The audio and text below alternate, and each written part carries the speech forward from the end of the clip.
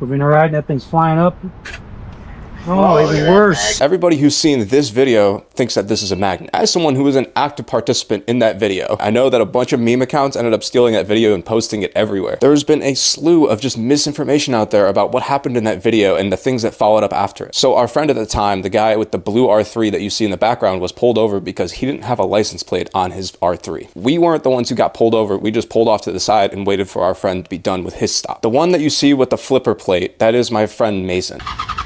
That was a 2003 Yamaha R6 that he bought off of some dude in our area. That bike had a blown motor that was just JB welded back together. It didn't come with a proper license plate holder because the dude he bought it from would run on that bike regularly, even though it had a blown motor. He tried his best to try to manage some level of plate on there, which is why he had it zip tied on there. And even while it's in that like flipped position, like it's Velcroed to the back, he did that on purpose because it's still a little bit readable from the rear, even when it's flipped like that, because he knows that you can't just have a plate swinging like that. Like if you want to see what an actual illegal plate looks like, that's what it looks like. It looks like, from the outside perspective, like some kid with just a plate flipper just trying to get away from the law. But given all the context, I think you can understand, like, it wasn't his intention. The cop ended up having a little bit of mercy for the dude and didn't end up giving him a ticket. This is around the time where I started wearing eyeliner in my videos, and I still do it to this day because of this. But that dude that you see on the blue R3, I ended up having to get a restraining order on. Well, he was one of the people I ended up having to get a restraining order on. Yeah, it was a whole mess of a situation. He was part of this group of guys. Like, he even sent one of his buddies to my parents' house to rev bomb at 1 a.m.